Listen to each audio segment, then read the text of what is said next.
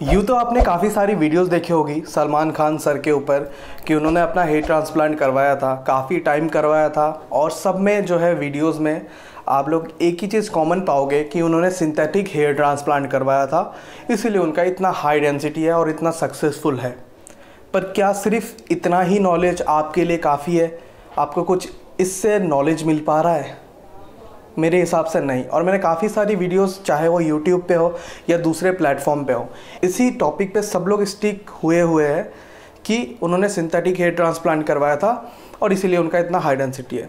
पर कुछ बातें ऐसी भी है जो कि सलमान खान सर ने या उनके डॉक्टर ने अपने जहन में रख के उनका हेयर ट्रांसप्लांट करा, जिसके कारण उनका इतना अच्छा हेयर ट्रांसप्लांट का रिज़ल्ट आया हुआ है। और शायद ये सब जो बातें हैं, जो एडवाइस है, पॉइंट्स है, अगर आप भी अपने ध्यान में रख के चलोगे तो आपका भी इतना ही अच्छा रिज़ल्ट आ सकता है। इस वीडियो को स्टार्ट करने से पहले मैं बता दूं, अगर आप नए हो इस चैनल पे तो ज़रूर इस चैनल को सब्सक्राइब कर लो, क्योंकि ऐसी ही वीडियोस आपको मिलती रहेगी। और अगर आपका हेयर फॉल हो रहा है या फिर आप हेयर ट्रांसप्लांट करवाने की सोच रहे हो तो ये चैनल आपके लिए बेस्ट है और इस चैनल पे आपके सारे क्वेरीज़ का जवाब मिल जाएगा। तो चलो शुरू करते हैं हमारे आज के टॉपिक को। तो कुछ मैं पॉइंट्स रखना चाहूँगा, अगर आप इन पॉइंट्स को देखोगे तो आपको समझ में आ जाएगा कि क्यों उनका जो है हेयर ट्रांसप्लांट सक्सेसफुल रहा और अभी भी इतना अच्छा जो है उनका डेंसिटी है। बाकी मैं एक चीज़ आपको बताऊं कि उन्होंने सिंथेटिक हेयर ट्रांसप्लांट करवाया हो या ना करवाया हो, वो तो सिर्फ उनको ही और उनके डॉक्टर को ही पता होगा। बाकी सब लोग बस तुक्का ही लगा सकते हैं, तो उस बारे में मैं बिल्कुल बात नहीं करूँगा। बाकी जो और क्राइटेरियाज हो सकते हैं जिसके कारण उनके जो है रिज़ल्ट इतना अच्छा है, मैं उन सब बातों को रखना चाहूँगा आप सबके सामने। और उन पॉइंट्स को अगर आप समझोगे तो आप भी आपका जो है एक अच्छा डिसीजन ले सकते हो हेयर ट्रांसप्लांट करवाने के टाइम, और आपका भी फ्यूचर में बहुत अच्छा डेंसिटी और बहुत अच्छा जो है लुक बन सकता है, जैसे कि सलमान खान सर का है। तो पहला पॉइंट, उनका भी बाल्डनेस प्रोग्रेसिव था, यानी कि उनका जब उन्होंने हेयर ट्रांसप्लांट करवाया था तब भी हेयर फॉल हो रहा था और अब भी शायद हो रहा हो। उनका कभी भी हेयर फॉल स्टेबल नहीं था। और प्रोग्रेसिव बाल्डनेस होता क्या है, अगर आपने मेरा प्रीवियस वीडियो देखा था, लास्ट वीडियो, जिसमें कि मैंने अपने एक सब्सक्राइबर का वीडियो बनाया था, जिसमें कि मैंने दिखाया था उन्होंने 7 मंथ पहले अपना हेयर ट्रांसप्लांट करवाया था और अब 7 मंथ के बाद उनका बहुत अच्छा रिजल्ट आ चुका है हेयर ट्रांसप्लांट का। लेकिन जो उनके एग्जिस्टिंग हेयर्स थे, जो पहले के बाल थे, वो बहुत हद तक गिर चुके हैं। अगर नहीं देखा है तो प्लीज़ जाके देखना उसको। और उनका खुद का भी चैनल है जिसमें कि वो अपने खुद एक्सपीरियंस और रिजल्ट दिखाते हैं। उनका चैनल भी आप विजिट करना चाहो तो मैंने डिस्क्रिप्शन में लिंक दिया हुआ है, जाओ और पसंद आए तो सब्सक्राइब ज़रूर करना, क्योंकि बहुत अच्छी वीडियोस वो भी बना रहे हैं। बाकी मैं बता दूं, प्रोग्रेसिव बाल्डनेस में ये होता है कि आप हेयर ट्रांसप्लांट करवाने जा रहे हो लेकिन आपका हेयर फॉल स्टेबल नहीं है, अभी भी बाल आपके गिर रहे हैं और आपका समझ लो हेयर लाइन रिसीड हो चुका है और आप हेयर लाइन सिर्फ बनवा रहे हो हेयर ट्रांसप्लांट में। तो आपको ये चीज़ ध्यान में रख के चलना पड़ेगा कि आपके फ्यूचर में जो एग्जिस्टिंग हेयर ऊपर है वो गिर जाएंगे, और मतलब कब तक गिरेंगे, कब तक रहेंगे, ये आपको भी नहीं पता या किसी और को भी नहीं पता। लेकिन ये चीज़ ज़रूर है कि वो गिरते ही गिरते हैं, क्योंकि आपका हेयर फॉल स्टेबल नहीं था जब आप हेयर ट्रांसप्लांट करवाने जाते हो।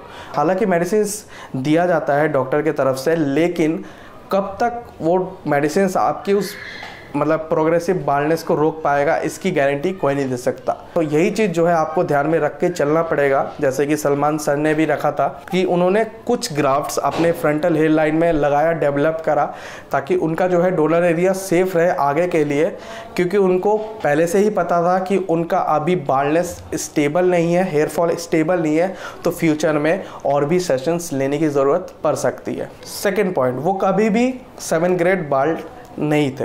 जैसे कि मैंने फर्स्ट पॉइंट में ही बताया आपको कि उनका बाल्डनेस प्रोग्रेसिव था, यानी कि जब भी उनका जैसे उन्होंने जब फर्स्ट सेशन करवाया तो उनको ये पता था कि वो फिर से थोड़े कुछ सालों बाद उनके ऊपर के बाल भी गिरने वाले हैं, तो सेकंड सेशन उनको लेना पड़ेगा। तो उन्होंने क्या किया कि जैसे फ्रंटल हेयर लाइन बनवा ली, उसके बाद जब कुछ सालों बाद उनको फिर से ऐसा लगा कि ऊपर के बाल मेरे गिर रहे या फिर डेंसिटी कम हो रही है, पैचेस बन रहे, तो उन्होंने सेकंड सेशन फिर से ले ली।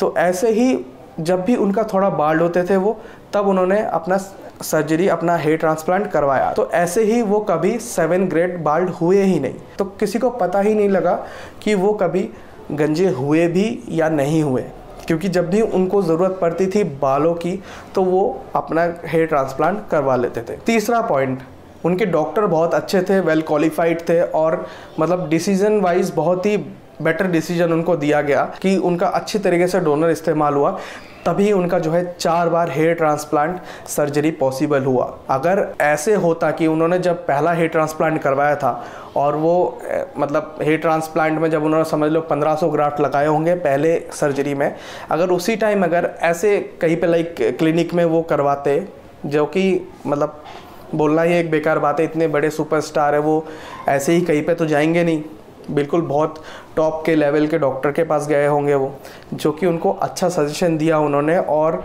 कम ग्राफ्ट में जो है उनका फिलअप किया गया, हेयर लाइन डेवलप की गई, ताकि आगे जाके भी उनको और ग्राफ्ट की ज़रूरत पड़े तो वो सेफ़ रहे। तभी उनका जो है 4 बार हेयर ट्रांसप्लांट सर्जरी पॉसिबल हो सकी। तो आप भी अगर हेयर ट्रांसप्लांट करवाने की सोच रहे हो और आपका प्रोग्रेसिव बाल्डनेस है, तो आप अपने डोनर एरिया को सेफ़ रखो। जहाँ पे आपको 1000 ग्राफ्ट की ज़रूरत है वहाँ पे आप 1000 ग्राफ्ट ही लगाओ। ऐसा ना हो कि डॉक्टर बोल रहा हो आपको कि भाई यहाँ पे 3000 ग्राफ्ट लगा लो, बहुत अच्छा डेंसिटी आ जाएगा। भाई डेंसिटी लेके क्या करोगे अगर पीछे ही खाली रह जाए बाद में, तो सोच समझ के। हाँ, चौथा पॉइंट, उनका अगर आप हेयर लाइन देखोगे तो हेयर लाइन काफ़ी उनके पीछे है, और जब उन्होंने पहली बार हेयर ट्रांसप्लांट करवाया था 2003 में, तो वो काफ़ी यंग थे, तो वो चाहते तो उनका हेयर लाइन नीचे करवा सकते थे, लेकिन अगर वो उस टाइम वो डिसीज़न लेते और नीचे हेयर लाइन बनवा लेते तो उनके लिए ही वो लाइक एक ख़राब डिसीज़न होता। क्योंकि अब जब वो 50 के ऊपर उनका एज हो चुका है और उनके आप हेयर लाइन देखोगे तो कितना उन पे सूट करता है, अगर वो नीचे हेयर लाइन बनवा लेते तो बहुत ही अननेचुरल लगता। और इससे एक बात ये भी होता है कि अगर 1 सेंटीमीटर भी हम अपने हेयर लाइन को नीचे करवाते हैं तो उसमें कम से कम 400 ग्राफ्ट तो लगते ही है। तो 1 सेंटीमीटर नीचे यानी 400 ग्राफ्ट वेस्ट। तो ये बहुत अच्छा डिसीजन है, और आप भी अपने एज के हिसाब से ही हेयर लाइन बनवाना, जैसे कि सलमान खान सर ने बनवाया है, और ये बहुत अच्छा एक डिसीजन आपके लिए भी हो सकता है। 5वां पॉइंट जो कि हर एक यूट्यूबर लेके बैठ जाता है कि उनकी इतनी अच्छी डेंसिटी है तो उन्होंने सिंथेटिक हेयर ट्रांसप्लांट करवाया था, लेकिन प्रूफ किसी के पास नहीं है, मेरे पास भी नहीं है, तो मैं उस चीज़ को बताऊंगा ही नहीं कि उन्होंने सिंथेटिक हेयर ट्रांसप्लांट करवाया था या नहीं करवाया था। जो मुझे लगता है, जो मैंने इतने इंटरनेट पे रिसर्च करा, सब कुछ से क्या पता चला है मुझे, अगर उन्होंने सिंथेटिक हेयर ट्रांसप्लांट करवाया भी हो, लेकिन मैं आपको यही बोलूँगा, देखो जो हम फ़ोटोज़ में देखते हैं, वीडियोज़ में देखते हैं, उसमें जो आपको डेंसिटी जो मतलब बहुत फुल लगता है ना, उतना एक्चुअल में होता नहीं है। अगर आप भी मुझे देख रहे हो, मेरा बहुत ही अच्छा डेंसिटी लगता है, लेकिन वही आप जब पास आके देखोगे तो उतना अच्छा डेंसिटी नहीं लगेगा। एक लगेगा नॉर्मल डेंसिटी है, हाँ अच्छी डेंसिटी है। क्योंकि मैं आपको बोलूँगा कि आपका जो हेयर, जो भगवान की देन है, गॉड की देन है, आपके जो ग्राफ्ट्स है वो समझ लो पहले एक मैं अगर ऐसे ही बताऊँ कि 10,000 ग्राफ्ट समझ लो एक जगह लगा था। अब हम जब बेसिकली जब हम ग्राफ्ट पीछे से एक्सट्रैक्ट करके लगाते हैं तो 2,000-3,000 लगाते हैं, तो क्या 10,000 और 3,000 इक्वल है? नहीं। तो आप कभी भी ये चीज़ एक्सपेक्ट नहीं कर सकते हो कि आपका जो पहले के डेंसिटी थी वही डेंसिटी वापस आ जाएगी।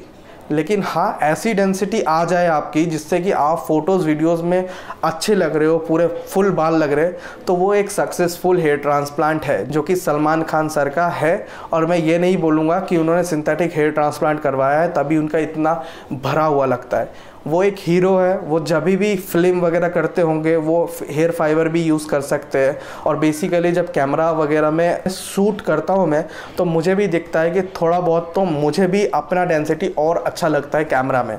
तो ये चीज़ बहुत इम्पॉर्टेंट है, इस चीज़ को आप समझो और आगे की डिसीजन लो। फिर बात आती है हेयर स्टाइल के ऊपर। अगर आप ये चीज़ देखोगे कि उनका जो हेयर स्टाइल है, उन्होंने एक ही हेयर स्टाइल को अडॉप्ट कर लिया है।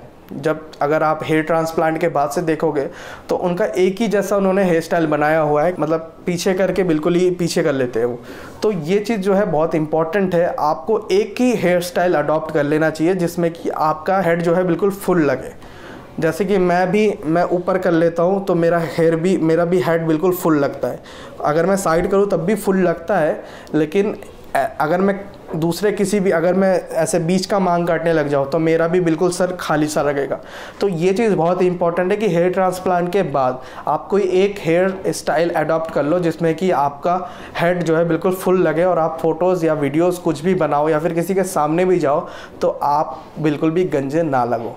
6 पॉइंट, उन्होंने हेयर ट्रांसप्लांट करवाया था तो जाहिर सी बात है उनका भी स्कार्स दिखेगा जैसे सबका दिखता है। अगर हम हेयर ट्रांसप्लांट के बाद अपने पीछे के डोनर एरिया जहाँ पे होता है वहाँ पे अगर हम छोटे छोटे बाल करवा लें तो ज़्यादातर आप जगहों पे देखोगे, केसेस पे देखोगे कि वो जो है अपने पीछे के बाल बड़े ही रखते हैं। बहुत सारे जो है जब वो प्रमोशन या फिर कोई शोज़ वगैरह में आते हैं तब उनके जो है स्कार्स दिखते हैं, लेकिन जब भी मूवीज़ वगैरह करते हैं तो वो अपने हेयर्स को पीछे से बढ़ा लेते हैं ताकि वो स्कार्स ना दिखे। तो अगर आप भी हेयर ट्रांसप्लांट करवाते हो तो आपको भी थोड़े बहुत तो पीछे बड़े रखने ही पड़ेंगे। और मैं बता दूं, हेयर ट्रांसप्लांट ट्रेंड में भी सलमान खान सर के वजह से ही आया था। जब से उन्होंने हेयर ट्रांसप्लांट करवाया है उनका इतना अच्छा रिजल्ट दिखने को मिलता है तो बहुत सारे जो है इंडस्ट्री के लोग, मतलब कि एक्टर्स वगैरह, वो भी हेयर ट्रांसप्लांट की तरफ जा रहे हैं। और लाइक जो पब्लिक है वो भी जब सुनती है, जब देखती है तो उनको भी लगता है कि नहीं हम भी करवा सकते हो, और ट्रेंड भी उन्हीं की वजह से आया था। और जो लोग नए हो, मेरी ये वीडियो पहली बार देख रहे हो, उनको मैं बता दूं कि मैंने खुद भी अपना हेयर ट्रांसप्लांट करवाया हुआ है। और ज़्यादातर क्वेश्चन जो है मेरे हर एक वीडियो में यही आ जाती है कि मैंने अपना हेयर ट्रांसप्लांट कहाँ से करवाया है, कितना मेरा ग्राफ्ट लगा था, कितना मेरा बाल्डनेस था। तो ये मैंने एक प्रोफाइल बनाया है जिसमें कि आप देख सकते हो मैंने पूरा डिटेल दिया हुआ है कि मेरा बाल्डनेस कितना था, मेरे जो है कितने ग्राफ्ट इम्प्लांट हुए थे, मैंने कहाँ से हेयर ट्रांसप्लांट करवाया था। तो आपको जो है कुछ भी जानकारी क्लिनिक से चाहिए हो तो आप बिल्कुल उनसे कॉन्टैक्ट कर सकते हो। आई होप गाइज इस वीडियो से आपको थोड़ा बहुत नॉलेज मिला होगा, और बाकी जो वीडियोस हैं उससे थोड़ा सा अलग मैं बना पाया हूँ। सिर्फ सिंथेटिक हेयर ट्रांसप्लांट सिंथेटिक करवाया उन्होंने, यही बता के मैंने वीडियो को ख़त्म नहीं किया है। कुछ ऐसे पॉइंट्स बताने की कोशिश की है आपको जिससे कि आपको भी फ़ायदा मिले। तो गाइज़ अगर पसंद आई हो ये वीडियो तो एक लाइक ज़रूर कर देना। अगर आप नए हो तो इस चैनल को सब्सक्राइब कर लो। मिलते हैं नेक्स्ट वीडियो में, तब तक के लिए खुश रहो, हेल्दी रहो।